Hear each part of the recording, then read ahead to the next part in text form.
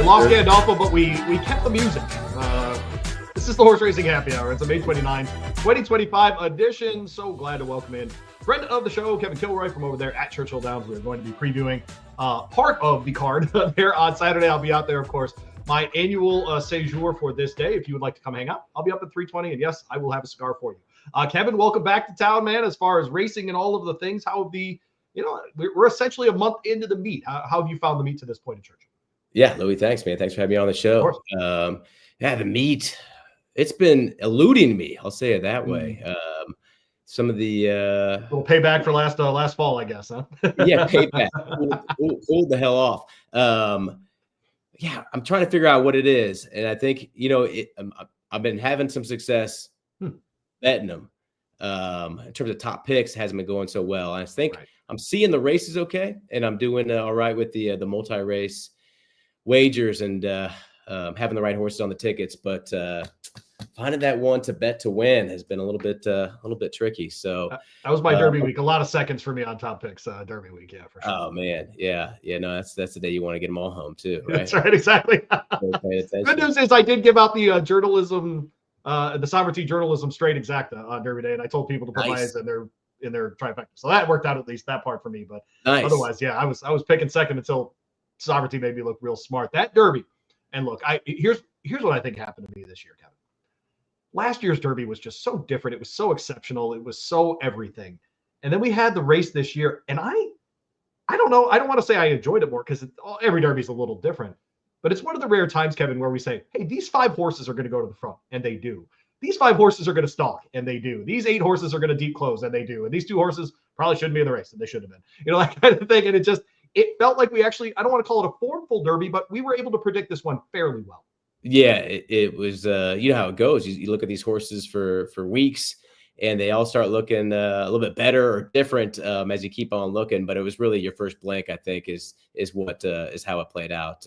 Just the best ones ran well, and the worst ones did not run very well. And Martin Garcia did something stupid, and all the things that you would expect. All the normal things. That's exactly right. Kevin Kilroy with us from Churchill Downs. The fallout from that race, of course, the Godolphin folks deciding sovereignty not going to make the trip to Baltimore. You are a fan before you are a handicapper or anything, a public handicap or any of those things. Kevin, how much did it bother you that he didn't go to Baltimore? No, false. I'm a gambler first, handicapper first. I didn't even know class. I didn't even care stakes. I was just at Hawthorne betting animals running around in a circle. I just love the action and the culture around it, and I've had to learn the sport. But I am a big fan of the horse for sure. It didn't bother me at all. Listen, what are you gonna do? I mean, people are making their decisions. People make their decisions. That's what you got to learn. In the world, people make their decisions. So I'm a big fan of keeping the races close together, because what other time? How else are we going to keep the media at large actually in tune and paying attention? If we have 5 weeks or whatever in between, they're going to forget. They're not going to pick it back up. They've got the momentum from the Derby. They carried forward to the Preakness, the Belmont. People want to know. Let's leave it at that. Whether we get Triple Crown winners or not, I don't care. You said you're a gambler first. Is a short field in the Belmont going to bother you as a gambler, or are you excited for this rematch? I think it's going to be journalism sovereignty, so I don't think there's going to be much meat on the bone there. And is it looking like the field's going to be pretty short? Like 6 horses, yeah. I think a bunch. Well, and here's what happened, Kevin. With the Matt Winn and with other. These Midwestern Derbies are all graded now, man. Indiana, Ohio, Iowa, West Virginia. You can get a graded stakes win for your colt by doing that. And I think a lot of owners are looking around going, maybe I don't need to ship to Saratoga. Maybe I don't need to ship to Baltimore. I don't have to put Gosger back in the Belmont, for example, even though he looked outside of journalism like easily the best horse at the Preakness. Yeah. And I think they look around and they see those other graded stakes opportunities. Gosger's already won the Lexington, for example. I could see him running in another grade 3, just multiple graded stakes winner. I mean, that still matters on their side of things. And so I wonder, less of a shot, say up at Saratoga at the Belmont, and more, those horses will start to spread out, which they usually do this time of year anyhow. Yeah, that makes sense. The Matt Winn looks like it's going to come up pretty well. So salty. Yeah, it's great. Yeah, pretty excited about it for sure. But tomorrow is a preview day for the Stephen Foster. And I have not looked yet, young Kevin Kilroy. Yeah. But a couple of years ago, this went from a grade 1 to a grade 2. Have we re-elevated this race yet? Do you know? Top of your head. Mm-mm. Still a grade 2? I don't know. Oh, you don't know? Okay, that's even better.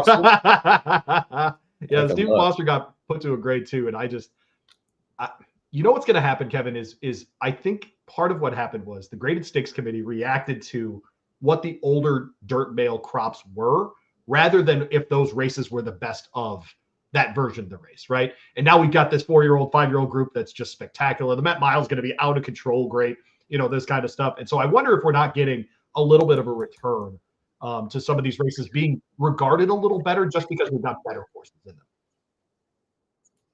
It's a grade 1. Oh, good. Okay. Well, thank God. All right, good. Yeah. It's my grade 1. You understand that? I live around here. This is my grade 1 in the summer. I need that, I'll get to live near Saratoga. I got to live near Churchill Downs. So give me these grade 1s, Kevin. That'll be great. Yeah.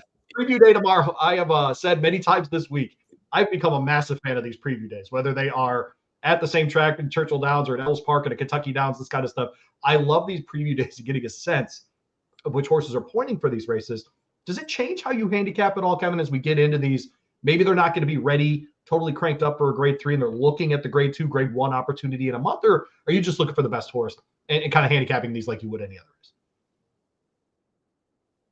I think my sense more is kind of they want this race. They're in this for the purse. This is the one that they want, and maybe we'll see them in the big day, or maybe not. If they're here with the spacing that we see. I mean, back to that same conversation of sovereignty, et cetera. That we might not see the most wanted, in the Blame, but will we see him in the Stephen Foster? The way that Cox handles his, maybe not. I think they're here to run for sure. Yeah, you and I are going to go through the late pick 4. There is an Aristides graded stakes before that with Hear Me Song, Skelly and World Record in there. Happy as the Choices in there. Ray Lou back in town to ride for a day. Nice to see his name on the past performances as well. But even the Audubon, these kinds of races as well, Kevin. I love this extension that Churchill's really invested in as far as, hey, we've got the American Turf on Derby week. Hey, a month later, we're going to run the Audubon. We're going to run these races so you can keep your turf horses around here. I think that's been a really nice development down there at Churchill Downs. Yeah, the turf course seems like it's doing great too. It really does. They've got it dialed in, so that's fantastic. It takes moisture. I love that. You don't have to worry about going off. It takes moisture very well. Yeah, thank goodness. I was so worried. I remember a couple of weeks ago it rained, and I thought, oh man, here comes Kevin. Here comes Kevin Kirstein, Horse Racing KK with the tweet. Nope. Turf good. All right, let's go. All right, we'll do it. We'll take that for sure. Kevin Kilroy with us from Churchill Downs. Late pick 4 starts with race 8 out there on Saturday, and this is the grade 3 Shawnee. We're going 1 1/16 on the dirt there at Churchill Downs.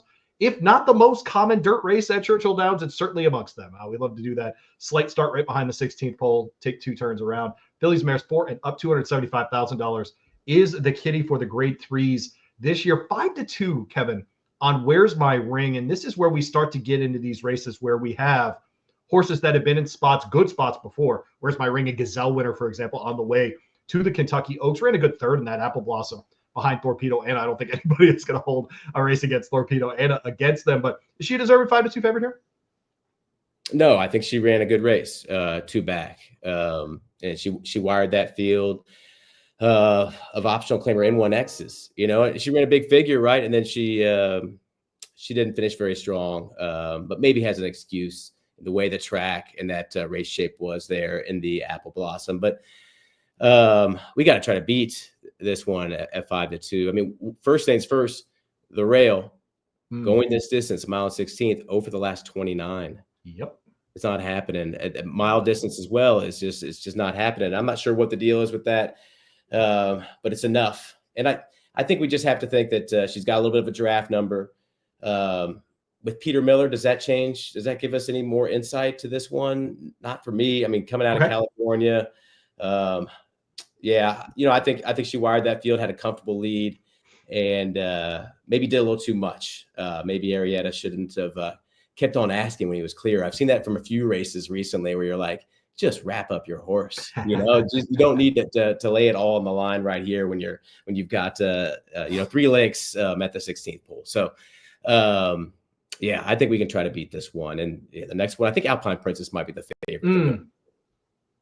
That's a nice price too, 6-1 here. Any chance we get 6-1 on a Giroux Cox combination to Churchill Downs by the time we get to Saturday? Absolutely not. I mean, just look at the way she's been bet. I mean, in the Azeri, she was 8-1 against Torpedo Anna, right? But that's a whole different sort of money situation. And Other than that, you can just see the asterisk by her name, the stars by her name, I guess I should say, for favoritism. So, no, I don't think so. And I think she's got excuses. She's never liked wet tracks quite as much, and that's what she's been on the last two. And the speed favoring track there at Aqueduct, and that's what headline numbers did, which is 7-5 in that race. So it was the second choice, even though it's just 4. Had a little bit of trouble in that first turn as well. So Alpine Princess is one I don't want to get too excited about in terms of keying, but I do not want to lose to Alpine Princess back on a fast track, assuming that's how it plays on Saturday. I wish the speed figures were a little bit better, but I do think Wild About Hillary is interesting here because I think there's a chance in this field, in this group, Kevin, that she gets the lead. And, coming out of the 5, that's at least far enough away from the rail that she can make that kind of move. We've seen her win the Bayakoa at a grade 3 level at Oaklawn Park in the past. These are pretty unknown connections as well for folks up here at Churchill Downs. And so my sense is we might be able to sneak one in here. I think 12-1 is every bit of what you're going to get on that horse. And it might be significantly longer, 15, 18, 20-1, that kind of number. Yeah, I know these connections well. They are sneaky. They do get theirs. Tanner Tracy, he's not afraid to take his shots and put his horses in tough spots. And Wild Hillary, winning the Pago Hop was sort of an example of that. We didn't think that she was going to be that dangerous, but that was on a sloppy track. Right. CJ McMahon as well, the jockey. I call him the patron saint of long shots down in New Orleans. There you go. I like that. He brings them home. He brings them home, and you don't see him coming. So CJ can ride for sure, and he's definitely a good forward rider. I think we'll have a little more pressure than it might seem. I think we've always got serious jocks, but we've got Irad in here, we've got Flavian in here, and we got Louis in here, and I think they're gonna keep that one company. And I mean, I think Royal Spa is the one that might make things most uncomfortable for Wild About Hillary. Maybe even beat that one to the front. And with Flavian Pratt's on the lead, forget about it. Yeah, we saw Jin in that double dog there too get real close to the front under Jose Ortiz. And one of my favorite angles, Kevin, coming out of that specific course there at Keeneland with that short stretch, seeing horses that pulled away or were able to close into the short stretch. I love them coming to Churchill Downs, a place like that where they get a longer stretch to play with. And so I think Jin's absolutely part of it here. Could a horse that's had really good success at Churchill re-find herself here? Can you talk about Jin a little bit more? Real quick? Please. Yeah. So, I mean, I'm going to let Jin beat me. I think that was just a gift-wrapped race. Remember, Just FYI was on the lead, right? And just took back, was eased. And basically everybody but a colt was affected by that, Jin and a colt. So Jin inherited the lead, forward track at Keeneland. It looked good doing it, visually looked good, but that just gift wrapped. So where did that form come from too? When she was doing great, it's hard to move a horse up like that from Brad Cox. I mean, Brendan Walsh is fantastic, but that was it's hard to expect to see that again. I'd love to see it again because then we'd have maybe a more competitive, interesting division here. Yes, but I think Jin's we gotta beat off of that one. That seems like it's a mirage until it's not. All right, Hoosier Philly back in here, 3 lifetime wins at Churchill Downs. I think her run as a 2-year-old in the fall, Kevin, was one of the best I've seen by a juvenile at Churchill Downs in any condition. She hasn't won since she was at Fairgrounds. You were probably there, frankly, the day after Christmas. Can she get back to form at Churchill, or her best running day is probably a little behind her? She's just it's hard to know what to do with Hoosier Philly. She loves the track at Churchill. She's got good success here. Obviously, as you mentioned, her two-year-old runs. Her last win in the Brassard, she just had a very soft, easy lead. And I think that's the same deal with her last stake win here, right? In the what'd she win? The before that, she won the Dig a Diamond at Oaklawn over a mile there. When was her last win here? Oh, at Churchill. I think it's all 3 in that 2-year-old campaign. I think it's been that long. That's why I'm asking about it, because it's been a solid 2.5 full years since she won, even at Churchill Downs. But to be fair, Tommy's shipping her all over the place. Yeah, she's running everywhere. Santa Anita, Houston. she's running everywhere. Yeah, she ran great in the ladies classic down at Houston and didn't get it done. I don't know. I'm so tied into her. I thought she was. I bought the hype, and I never know what to do with Hoosier Philly now. I love her. I think she's got a very nice cruising speed. You watch her works recently. You're like, oh, so that's got to be very slow. And you look at the time, you're like, oh my gosh. Yeah, so it's all about easy. Yeah, that's exactly. And she could have that great spot. She could have that catbird seat behind Wild About Hillary. She could be a little forward in this one. I don't want to lose to her for sure. And I think maybe a little bit of an excuse last time with Majestic Oops. Had that one pin, had her pinned in and got the jump on those forward two. And we were just chasing Majestic Oops home. But we're facing better than Majestic Oops here today. That is correct. Yeah, that's right. We never even mentioned Free Like a Girl on the outside, 0 for 4 lifetime at Churchill Downs. I wanted to mention her. This is her 52nd career race. She has 21 wins already, has run 5 times this year with 3 seconds. I get it. I get it. If people are looking at her as, oh, good, to play against, that's fine. Kevin, I'm just a fan of horses that run all the time and stay in this kind of form. I think she's awesome. She is awesome. She definitely is. And, she was outside chasing, tracking throughout and facing some good ones, trying to get that jump on Torpedo Anna. But I don't think you want to draw a line through her. I think Leparoux fits her a little bit better than Jose Ortiz, who maybe grew a little bit aloof, especially when that turn was dull coming into the stretch. One of my favorite follows as far as track biases on Twitter is Ryan. He goes by Ryan Pip _. So at Ryan Pip _. 51% of dirt routes have been won by posts 4 through 6 in the early part of the Churchill Downs meet. And so that would be in this race, Hoosier Philly, Wild About Hillary, and the aforementioned Alpine Princess. So there you go. The Arlington is a grade 3. It'll be race 9, start the late pick 3, $275,000 in the kitty for this one. Mile and a 16th on the turf course. This is 4 and up. And we see some very, very nice horses in here that people will certainly know. We get a Gigante in here, for example, at 10-1 under Jose Ortiz. Seen him many times all over the place. His 23rd career run, I should say. Cameo performance in the 2 for the up-and-coming Ben Curtis. Where'd you lay here, Kev? Good luck with this one, by the way. Yeah. I mean, what are we going to do?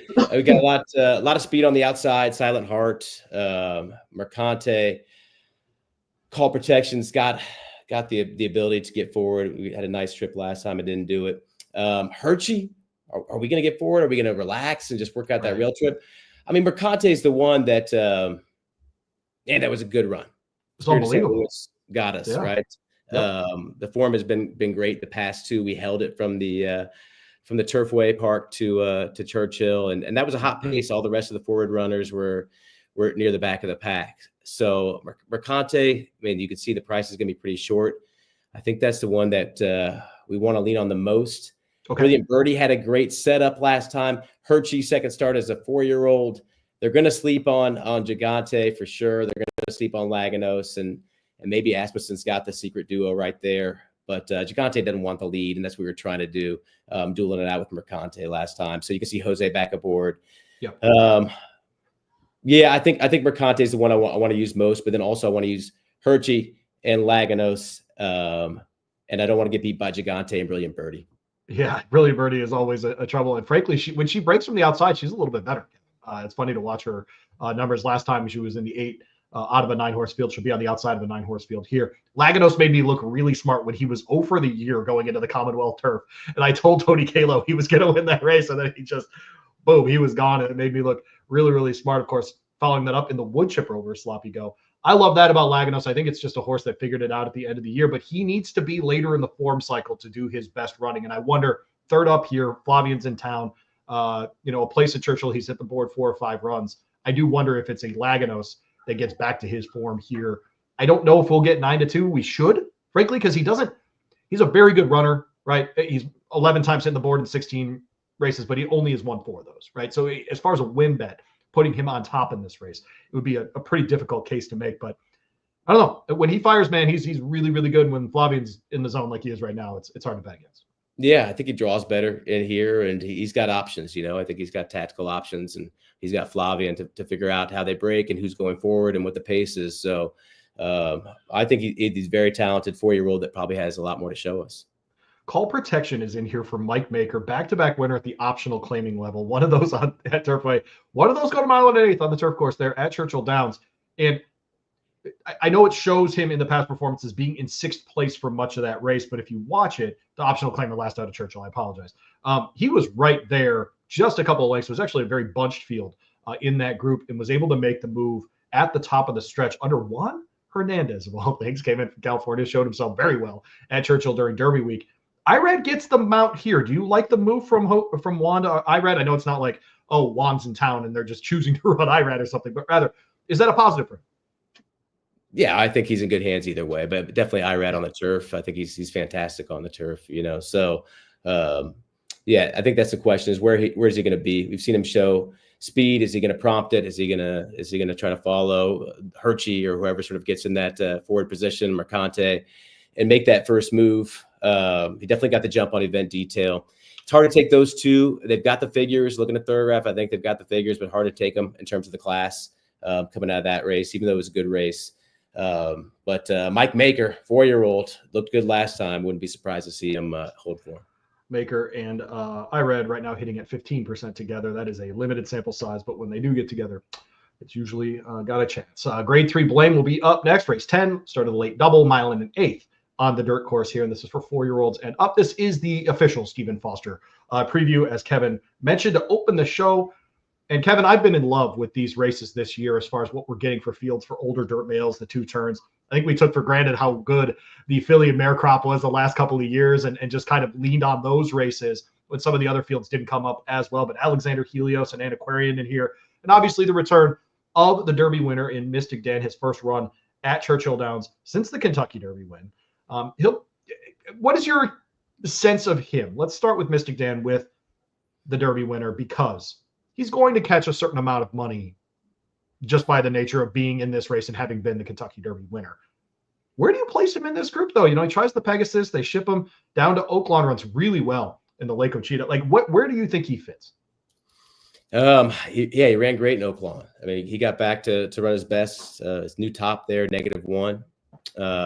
He was over his head, going straight into the Grade 1 company, I think, in terms of going out to California and Gulfstream. But they've taken their time since then. I mean, he's going to be an underlay, what you're mentioning, that they're going to bet this one hard. I think I think his form in that last race, if he holds it, I don't see why he wouldn't. I like the spacing since that last one. Yeah. He's a threat in here, but he's not as talented. Right. I think the distance fits him very well, and the distance is a question for some of the horses that might be more talented than him, right? Like a Post Time's in here. That's a really talented Breeders' Cup runner. He's a really good horse. Mile and an eighth might be the max of what that horse wants to do. We know Mystic Dan can do that, and so at least in that play, Kevin, or in that way, I should say, he might be a play, because I know he's going to get the mile and an eighth. That part I'm not worried about, but it's the talent aspect. A horse like Most Wanted, do we forget that as a 3-year-old, he almost won the Clark? I feel like we gloss over that. He should have won that race. Obviously, Rattle and Roll comes flying late, and they ship him to Saudi after that. But I think we kind of forget how good Most Wanted was in the fall, and frankly, he's followed it up. I would imagine with what are considered to be disappointing performances to start, but behind Fierceness, who sets the track record, it's going to be long stopping. He was running his eyeballs out. I mean, so at this point, is he a favorite here just because the company is completely different than those 2 horses I just mentioned? Yeah, I mean, he's the one that I like the most in here. I mean, he's such a trier. I mean, he just doesn't stop. This pace could get very hot, and I don't think that bothers him. I don't think he just doesn't stop. He never throws in the towel. There's no pause button on him. So I love him, and I think he's as game as they come. And I think he draws nicely in this spot. So hard race to think about singling, but I think he will be the favorite in there. So I think the majority of my money in this pick 4 will be tickets that have him on top to win it. I think Hall of Fame and Banishing are the other 2. I've loved Hall of Fame's form. Hall of Fame. He's been fantastic. How about that, Steve? Hall of Shame. Deal with it. No. I did not say it. And I think last race, exiting that same race. He brings it in a good way. Touch Pawn Star ran huge. He was chasing him throughout. Maybe he was a little bit.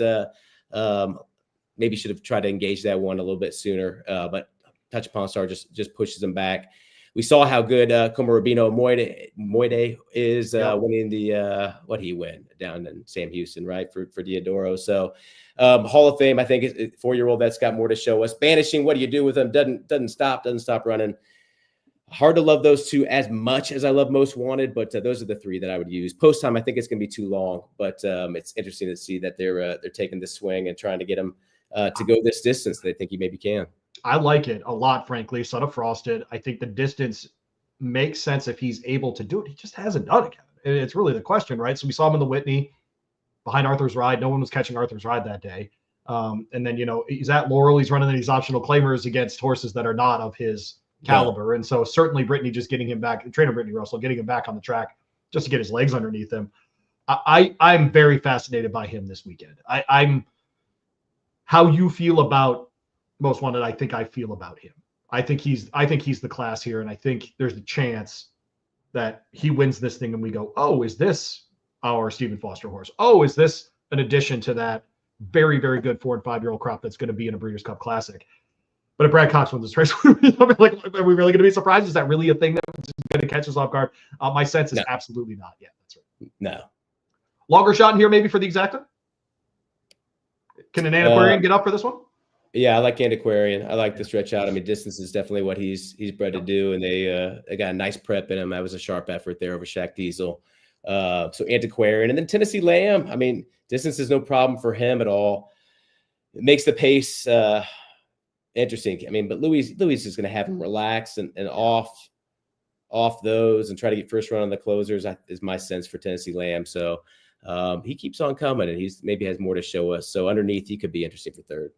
Antiquarian last out in an optional claimer at 7 furlongs under Edgard Zayas. John Velasquez picks up the mount on Saturday there at Churchill Downs. The closer is race 11. It is another grade 3, an unusual close to the Churchill card. We usually get a maiden to close cards at Churchill. It seems to be, I don't want to call it a tradition, but it seems like something we like to do. Something that's a little bit more sort of you're wondering like who's going to bring their form and how deep should we spread? That's exactly right. But this is a mile and an eighth on the turf. This is for fillies, for 3-year-olds. In this one, in the regret, $275,000, like all grade 3s at Churchill Downs. Classic Q is in here, coming out of a win in an allowance at Churchill Downs, totally justified in here. Lush Lips ran behind Nitrogen, who showed right back up in her last outing as well. An interesting field here.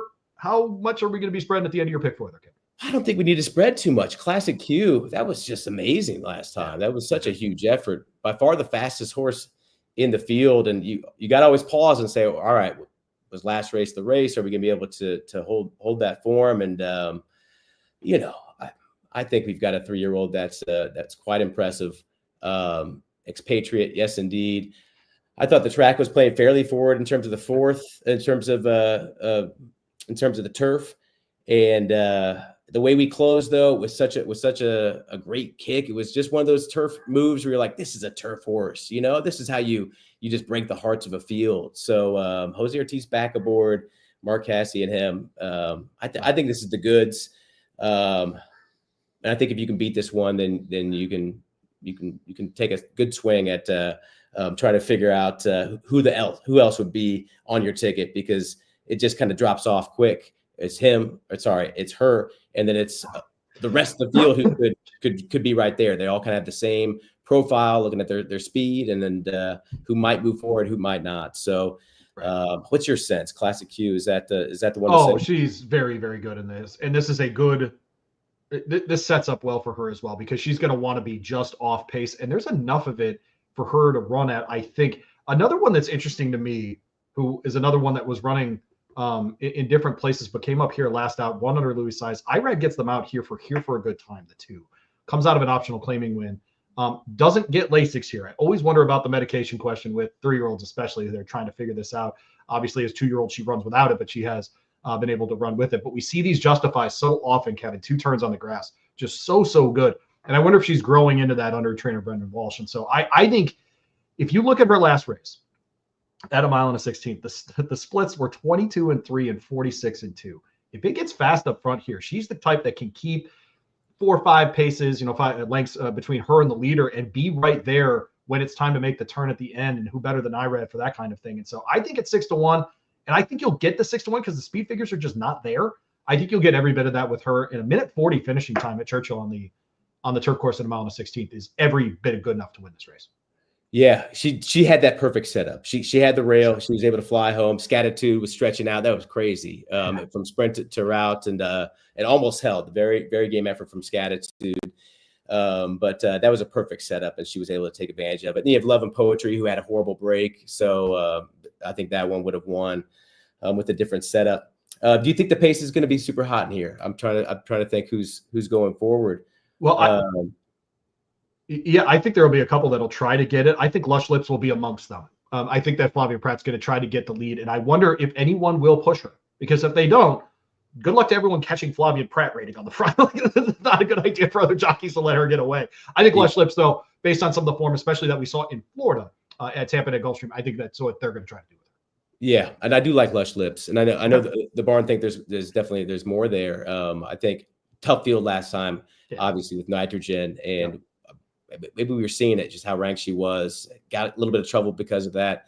Maybe she does just want to be on that lead, and when she is, her move into the turn is just heartbreaking. She surges in a big way. I love those type of forward horses that they don't just hang on, they don't just try to run away from them. They get in that good spot, and then they've got an extra kick when they see that finish line, that they've got that heart for it. So Lush Lips, I think, is dangerous. Fionn, I think, is interesting, especially if you're talking, if there is a pace. I think she's got a very big late kick for Cox. So and then who, in terms of prices, in terms of long shots, I got one I like. I got one.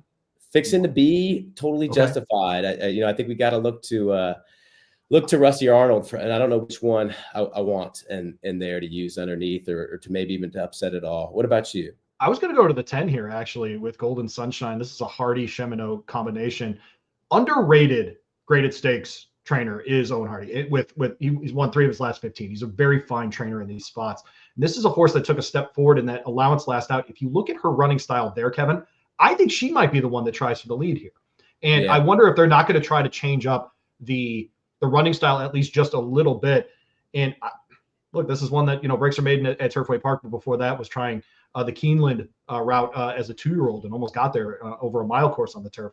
I think she's really set up here. And how many Medaglia d'Oro kids did we hear about over and over? Derby week, Preakness week, etc. He's getting hot as a sire too. And I wonder, I think we forget with him that his sire is El Prado, right? He's an Irish horse, right? An Irish bred. And so I think we forget with Medaglia d'Oro, just because there's been so much success on the dirt side, that he can be a really, really fine turf sire as well. Yeah. I think going mile and 3/16 helped to get to that forward spot. So I'm not. It was not a fast race. You're totally right. Yep. Hardy, he's got 2 in here. Yeah. It's interesting, right? It's interesting. They drew poorly. Right. Golden Sunshine just a head shy. Yeah. What do we need here? Vince, still looking for him to sort of come on at the meet, but man, I mean, this is just another one that I think, just as soon as you get away from Classic Q and get away from what Lush Lips could be, is sort of our feel for what Lush Lips is, Golden Sunshine fits as good as any of them. So, I mean, more we got to mention, Totally Justified. Saez, he can keep on riding here for a good time if he wants to, right? And he's going to pop on this 10-1 with speed. Yeah. Who's and Appalachian has come out real salty. Those horses have come out real good out of that one. Yeah, and second start after that 160-day break. Probably needed that one to some extent. So watch out for Totally Justified as well. There you go. Fionn is the only one I think we didn't mention that I think has an unbelievable shot. What do you make of Florent Giroux starting the meet 4 for 51 at Churchill? That's a stunning number. Yeah, it's been a can't last. That's what my brain says. Not going to last. That'll flip itself at some point. Yeah, he'll have a 4-win day soon. Yeah, the Cox barn has been slow to go. This is spring isn't their meet as much as the fall is. But Florent's a big part of that. I mean, I don't know. I mean, I didn't like his ride that he gave to Hope Road. I mean, too sharp, very fantastic to get to the forward, and was loose. Nobody thought she was going to be, but he just kind of sat waiting too long to make that move while she was running away. And you just kind of got to get your horse into it. I mean, that's what I love about Louis, right? He just picks up his horse and says, "Let's go get in this race. I want your mind to stay in it. I want your heart to stay in it. I want you to have a shot, And when you let the front runner go like that, and you're sitting back behind, it's a little bit of a difficult situation, especially with the way the track was playing. So he's got to lock in, though. I mean, I love Flo. He's a fantastic rider, and he works his butt off every morning. Correct. To see him that's why I don't expect those numbers to stay down where they are. But it gives you a pause for sure. And Fionn, good late kick for sure. She can fly. Yeah, she's got a serious shot. And to be fair to Florent Geroux 6 seconds and 8/3. It's not like he's missing the board or not trying or something. It's just not hitting there first so far in the meet at Churchill Downs. Well, you'll see him on screen on Saturday over there at Churchill Downs for Stephen Foster Preview Day. Good old preview day. We enjoy a good preview day around here. But you can find him at Trust Your Luck on the socials as well. His name's Kevin Kilroy. We always appreciate when he stops by. Let's do it again in a month, buddy. Sounds good, Louis. Let's make some money. Hopefully we can cash some tickets and help the people out on that one. I need to stop by the set. I actually need to come admit that I know you and like these are things, and you have to be like, yeah, I've heard he's on radio here. I don't know him, but it's just you know all the guys, right? I do know everybody. Everybody's been on there. You guys are so kind when I ask for radio hits or whatever. You guys are great. So no issues at all. Yeah, man, come on up and tease us with a beer you're drinking or whatever. I don't know. Cigar or something. Yeah, that's exactly right. Yeah. All right, Kevin. Be good, buddy.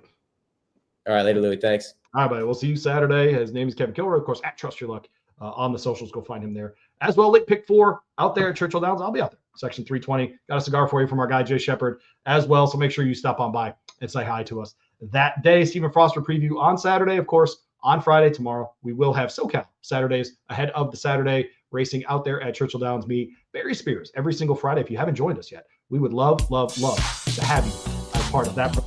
As well, you can always find Blood Horse Monday here. When the Kentucky Racing Spotlight gets kicking again, we'll have it on the platform as well. Louis Rebeau for Kevin Kilroy. Thanks so much for joining us here.